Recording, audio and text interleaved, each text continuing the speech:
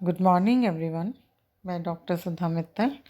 बच्चों, आज अपन नया टॉपिक स्टार्ट करेंगे, लीडरशिप, नेतृत्व। नेतृत्व प्रबंध कला का सबसे एक इम्पॉर्टेंट पहलू है। प्रभावी नेतृत्व प्रबंधन की एक की के रूप में माना जाता है। कुंजी, इसको कुंजी के रूप में कहा जा सकता है, जिसके द्वारा भौतिक और मानवीय संसाधनों का अपेक्षित सामूहिक लक्ष्यों की प्राप्ति हेतु समन्वित किया जाता है और व्यक्तियों को अधिकाधिक कार्य करने के लिए अभिप्रेरित किया जाता है। इस संबंध में हर्से एवं ब्लैंचर्ड ने कहा कि सफल संगठनों का एक प्रमुख गुण जो उसे असफल संगठनों से पृथक करता है, गतिशील एवं प्रभावी नेतृत्व है। तो इस प्रकार से नेतृत्व एक इस प्रकार की क्षमता है, एक प्रबंध की इस तरह की कला या योग्यता है, जिसके माध्यम से प्रबंधक विभिन्न अपने संगठन के अंतर्गत उसको सफलता की ओर ले जाता है। अब हम देखेंगे नेतृत्व की क्या अवधारणा है और किस प्रकार से नेतृत्व को हम परिभाषित कर सकते हैं। नेतृत्व अन्य व्यक्तियों को अपनी इच्छा, योग्यता एवं प्रयासों को किसी सामान्य लक्ष्यों की प्राप्ति की ओर लगाने हेतु उन्हें प्रभावित करने की कला है। संगठनात्मक दृष्टि से नेतृत्व का अर्थ व्यक्ति एवं समूह को प्रभावित करना है, ताकि वे संगठनात्मक उद्देश्यों की प्राप्ति हेतु प्रयासरत हो सके। इसको परिभाषित किया है लिविंगस्टन के शब्दों में, नेतृत्व अन्य लोगों में किसी सामान्य उद्देश्य का अनुसरण करने की इच्छा जागृत करने की योग्यता है। Leadership is the ability to awaken the desire in order to follow a communication. यानी कि नेतृत्व क्या है, जो अन्य लोगों में जो सामान्य उद्देश्य हैं किसी संस्था या उपक्रम के या किसी व्यक्ति के, उसको अनुसरण करने की स्वयं की इच्छा जागृत करना। जब कोई भी संगठन में जितने भी कर्मचारी या व्यक्ति कार्यरत हैं, अपनी खुद की इच्छा से अपनी योग्यता का उपयोग करेंगे तो वो कार्य अधिक क्षमता से कर पाएंगे। तो हर एक व्यक्ति में इस तरह की इच्छा को जागृत करने की जो योग्यता है या जिस प्रकार का कार्य एक व्यक्ति करता है, उसी को हम लीडरशिप के नाम से जानते हैं। कीथ डेविस ने इसको परिभाषित किया है, नेतृत्व दूसरे व्यक्तियों को पूर्व निर्धारित उद्देश्य को उत्साहपूर्वक प्राप्त करने के लिए प्रेरित करने की योग्यता है। यह वह मानवीय तत्व है जो एक समूह को एक सूत्र में बांधे रखता है और इसे अपने लक्ष्य की ओर अभिप्रेरित करता है। Leadership is the ability to pursuit others to seek defined objectives enthusiastically. It is the human factor which binds a group together and motivates it towards goals. तो इस तरह से कीथ डेविस ने कहा कि नेतृत्व दूसरे व्यक्तियों को पूर्व निर्धारित उद्देश्यों को खुद की स्वयं की इच्छा से और उत्साहपूर्वक उनको प्राप्त करने के लिए मोटिवेट करना है, प्रेरित करना है। इस आधार पर हम नेतृत्व की प्रकृति या इसकी विशेषताओं को देख सकते हैं।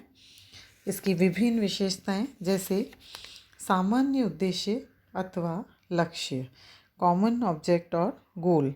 नेतृत्व में नेता अपने अनुयायियों को संस्था के सामान्य उद्देश्य या लक्ष्य की जानकारी देता है, परिभाषित करता है और उन्हें प्राप्त करने हेतु उनके प्रयासों को मार्गदर्शित एवं निर्देशित भी करता है।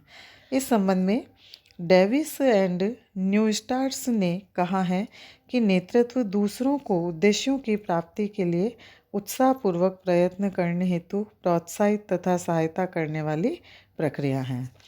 दूसरा, अनुयायियों का होना, मस्ट बी फॉलोअर्स।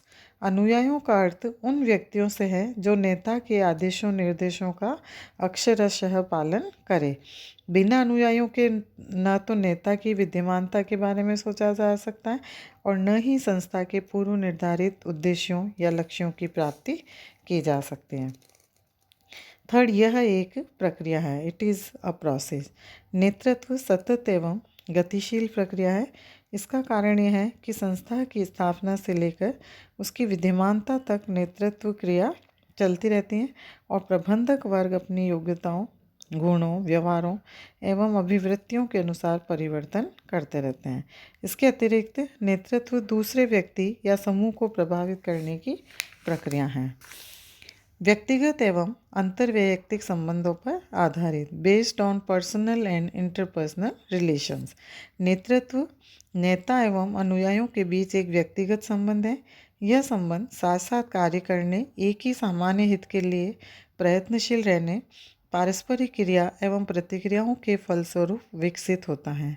इसके अतिरिक्त नेतृत्व अंतर्वैयक्तिक संबंधों पर इसलिए भी आधारित है क्योंकि यह आपसी संबंधों की स्थिति में जन्म लेता है। विभिन्न गुणों का संयोजन, कॉम्बिनेशन ऑफ डिफरेंट क्वालिटीज़। नेतृत्व विभिन्न गुणों जैसे साहस, संप्रेषण योग्यता, सामाजिक चेतना, उन्नत मानसिक क्षमता, अभिप्रेरणा योग्यता, निर्देश योग्यता एवं आत्मविश्वास आदि का संयोजन है।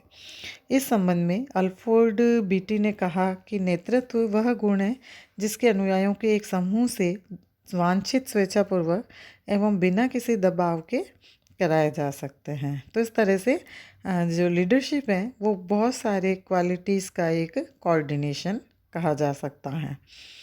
व्यावहारिक कौशल एवं कला, अप्लाइड स्किल्स एंड आर्ट। नेतृत्व स्थितिगत व्यावहारिक कौशल एवं कला है, क्योंकि इसका क्या कारण है कि नेतृत्व का उपयोग समय एवं परिस्थितियों के अनुसार किया जा सकता है। इसके अनुरूप विधियों एवं शैलियों के उपयोग का निर्णय लिया जाता है तथा विभिन्न कौशल, तकनीकी, मानवीय, सैद्धांतिक और व्यवहारवादी का भी उपयोग किया जाता है। तो कीथ डेविस के शब्दों में हम कहें, नेतृत्व क्षमता नहीं वरन एक व्यावहारिक कौशल है। समूह का एकीकरण एवं निर्देशन, direction and collaboration of group. नेतृत्वकर्ता अपने समूह का एकत्रीकरण करता है और उन्हें एक निश्चित ढंग से कार्य करने को प्रेरित करता है। इसी प्रकार वह अपने समूह का निर्देशन भी करता है। हितों की एकता, यूनिटी ऑफ इंटरेस्ट। संगठन नेतृत्व में संगठन, नेता एवं अनुयायियों के अपने अपने हित होते हैं। नेतृत्व इनके बीच हितों की एकता लाता है ताकि सामान्य उद्देश्य की प्राप्ति के लिए प्रयास करते रहें। इस संबंध में जॉर्ज आर टेरी ने कहा कि नेतृत्व पारस्परिक उद्देश्यों की पूर्ति व्यक्तियों को स्वैच्छिक प्रयत्न करने के लिए प्रभावित करने की एक क्रिया है। पारस्परिक संबंध, म्यूचुअल रिलेशंस। नेतृत्व विभिन्न घटकों में एक पारस्परिक संबंध है, जैसे नेता के लक्षण, अनुयायियों की अभिवृत्तियाँ, आवश्यकताएं, अन्य व्यक्तिगत गुण, संगठन के लक्षण एवं बाह्य स्वरूप आदि। इन सब संबंधों के कारण ही नेतृत्व क्या करता है, जन्म लेता है और इसलिए नेता और जो उसके अनुयायी हैं, अधीनस्थ हैं, उनके मध्य इस प्रकार के संबंधों का होना आवश्यक होता है, तभी वे आपस में मिलकर कार्य कर सकते हैं। आदर्श आचरण, डील कंडक्ट। नेता अपने आचरण द्वारा अपने अनुयायियों के समक्ष आदर्श प्रस्तुत कर उन्हें प्रभावित करता है। वे चाहते हैं कि उनका नेता आदर्श वाला ही न हो अपितु एक आदर्श व्यक्ति भी हो ताकि उसका अनुसरण कर सके। इस संबंध में उर्विक ने कहा कि अनुयायियों को यह प्रभावित नहीं करता है और लिखता है, बल्कि वह क्या है, वह क्या कार्य करता है एवं किस प्रकार का व्यवहार करता है आदि तथ्य प्रभावित करते हैं। औपचारिक एवं अनौपचारिक, फॉर्मल एंड इनफॉर्मल। नेतृत्व औपचारिक एवं अनौपचारिक हो सकता है, लेकिन यह हो सकता है कि किसी संस्था का औपचारिक नेता कोई प्रबंधक हो, जबकि वास्तविक नेतृत्व अनौपचारिक रूप से किसी अधीनस्थ कर्मचारी के पास हो। इसी प्रकार से नेतृत्व को हम प्रबंध से भिन्न देख सकते हैं। Leadership is different from management. नेतृत्व प्रबंध से भिन्न है क्योंकि नेतृत्व के अंतर्गत व्यक्तियों को प्रभावित करने की उसमें कला होती है, जिससे नेता दूसरों को स्वेच्छा से मिलजुल कर संबंधित कार्यों पर उनके इच्छित उद्देश्यों की प्राप्ति के लिए मोटिवेट करता है। जबकि प्रबंध एक प्रक्रिया है, एक प्रोसेस है जो किसी भी संगठन के पूर्व निर्धारित उद्देश्यों और लक्ष्यों को प्राप्त करने हेतु जितने भी जो प्रोडक्शन रिसोर्सेज हैं या उत्पादन के संसाधन हैं उनके प्रभावी उपयोग को संभव बनाता है। तो इस तरह से नेतृत्व व्यक्तिगत योग्यता है और प्रबंध के द्वारा सभी कार्यों को व्यवस्थित करने का प्रयास किया जा सकता है। इसके में और भी कई प्रकार के अंतर हम अगले वीडियो में देखेंगे। तो इस तरह से हम कह सकते हैं कि नेतृत्व की प्रकृति क्या है और इन विशेषताओं के आधार पर हम आसानी से यह स्पष्ट कर सकते हैं कि वास्तव में नेतृत्व एक इस प्रकार की कला या एक प्रबंध का एक इस तरह का महत्वपूर्ण भाग है जिसके माध्यम से व्यक्ति दूसरे व्यक्तियों को उनकी इच्छा से उद्देश्यों को प्राप्त करने के लिए प्रेरित करते हैं ताकि वे अपनी योग्यता का अधिक से अधिक क्षमता का उपयोग कर सकें। धन्यवाद।